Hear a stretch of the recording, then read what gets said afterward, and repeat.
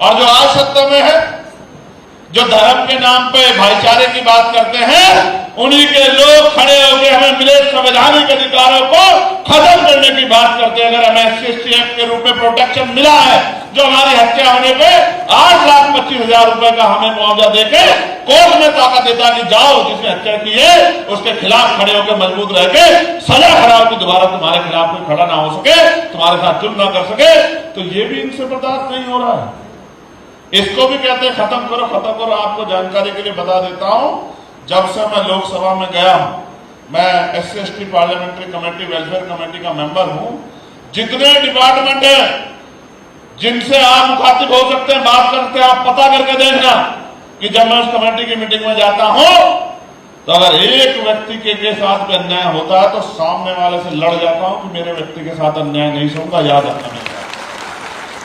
आप पता करा के देख लेना, आपका कोई साथी बैंक में हो, किसी स्टेट की मशीनरी में हो, उस तरह से सेक्रेटरी, अंडर सेक्रेटरी हो, प्रिंसिपल सेक्रेटरी, आप पता करके देख लेना।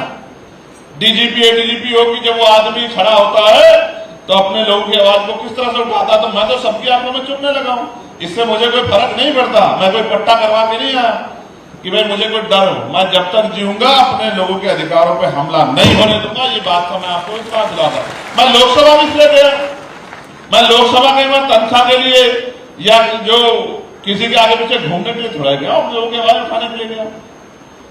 तो ये बात मैं आपको इसलिए बता रहा हूं कि अभी मैंने प्रस्ताव दिया 1 साल पहले कि ये जो SC/ST को कंपनसेशन मिलता है, आप मेरी बात को सुन लेना, बहुत इंपॉर्टेंट बात है ये। इसका जो इसमें मुआवजा मिलता है कम है, ये बढ़ाकर 30 लाख रुपए होना चाहिए। अगर हमारे व्यक्ति की हत्या हो या उसके साथ कोई जघन्य अपराध हो तो कम से कम 30 लाख रुपए का मुआवजा उसको मिलना चाहिए। समझे मेरी बात को? मैं सिर्फ भाषण नहीं देता हूं, वो टेक्निकल काम जिसकी आवश्यकता है, लिखा पढ़ी काम, उसको भी करता हूं। तो मुझसे सब लोगों ने कहा साहब इससे क्या होगा?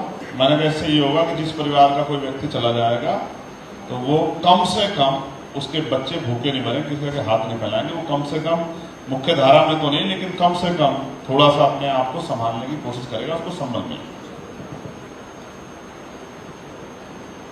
बोले ठीक है, इस पर कोशिश करते हैं। मैंने कहा प्रस्ताव भेजो, बाकी गवर्नमेंट के ऊपर छोड़ दो, आपको प्रस्ताव भेजना चाहिए। मैं ये बात आपको इसलिए बता रहा हूं, वही अकेला आदमी था जो पार्लियामेंट में प्राइवेट मेंबर बिल लाया कि SC/ST OBC के लोगों को प्रमोशन में नहीं, SC/ST OBC के लोगों को निजी क्षेत्र में आरक्षण मिलना चाहिए।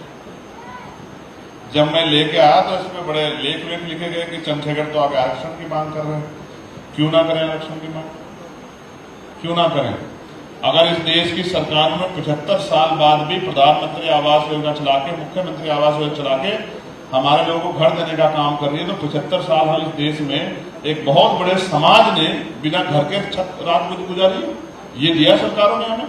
अजी देश में 81 करोड़ लोग सस्ता राशन लेते हैं, आप आंकड़े मंगा लो। अगर 80% लोग आपके बहुजन समाज के नहीं निकले तो तब आप मुझे कह देना 90% लोग निकलेंगे।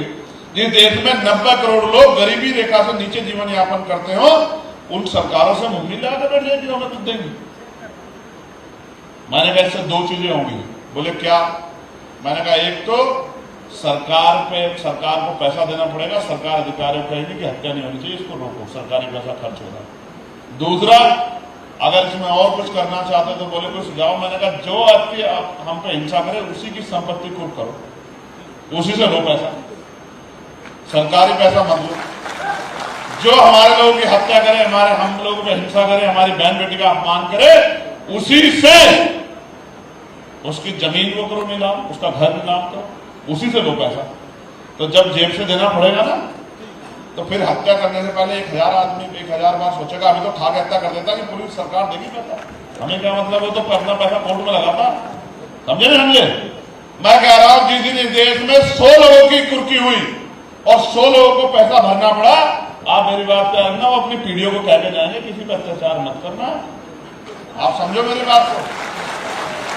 तो मैं तो कानूनी रूप से भी इसको सशक्त करने के लिए काम करता हूं, चाहे वो प्रमोशन में जिसका मामला। ये बात आप याद रखना, आप पढ़े लिखे लोग, प्रमोशन में रिजर्वेशन का बिल, ये हमारी जो महिला नेता बैठे हमारे बहन, सुनो आप भी, ये प्रमोशन में रिजर्वेशन का बिल लोकसभा में किसी ओबीसी समाज के व्यक्ति ने नहीं फाड़ा, किसी मुस्लिम समाज के व्यक्ति ने नहीं फाड़ा, किसी सामान्य जाति के व्यक्ति ने नहीं फाड़ा। इसको फाड़ने वाला भी हमारा अनुसूचित जाति का ही भाई था। और सांसद पता कहां से था? जानना चाहते हो कहां से सांसद थे? जहां की महान जनता ने मुझे, नगीना की जनता चुन के भेजा, वहीं से 2009 में सांसद बने थे। लेकिन बने थे ऐसी पार्टी से कि उस पार्टी के लोगों ने कहा लोकसभा में कि बिल तुम फाड़ दो, अगर तुम हमारे पक्के गुलाम हो तो उन्होंने बिल फाड़ दिया। इसका मतलब उन्होंने अपने समुदाय के हितों को नहीं चाहा, अपनी पार्टी के आदेशों को मानने का काम किया। और आज भी यही हो रहा है। जो नेता हम जाति के आधार पर अपना मानते हैं, वो नेता अपनी पार्टियों का इतना गुलाम है कि वो हमारे ना जीते जी हमारे लड़ाई लड़ता, ना मरने के बाद हमारी लड़ाई लड़ता। हाँ, हमारे जीते जी संख्या के नाम पे हमारी संख्या इतनी है, इस नाम पे उसको कुछ ना कुछ मिल जाता है, फिर उसके बच्चों कुछ मिल जाता है, फिर उसके बच्चों कुछ मिल जाता है। अभी ऐसा हुआ कि मेरे पास कुछ लोग आए कि साहब एक विधानसभा है रिजर्व, हम ये चाहते हैं कि आप अपनी पत्नी को लड़ा दो, जीत जाएंगे उसको 10 बजे जीत जाएंगे। मैंने कहा अच्छा साहब, मैंने कहा 11 बजे तो नहीं जीतेंगे? नहीं साहब 10 बजे जीत जाएंगे। तो मैंने कहा भाई, मैं मिशन का काम कर रहा हूं, परिवार के पालन पोषण का काम नहीं कर रहा हूं। मैं उस सीट को हारना पसंद करूंगा, लेकिन अपने के परिवार के किसी व्यक्तिगत परिवार के अपने किसी मेंबर को वहां लड़ा के जीतना पसंद नहीं करूंगा।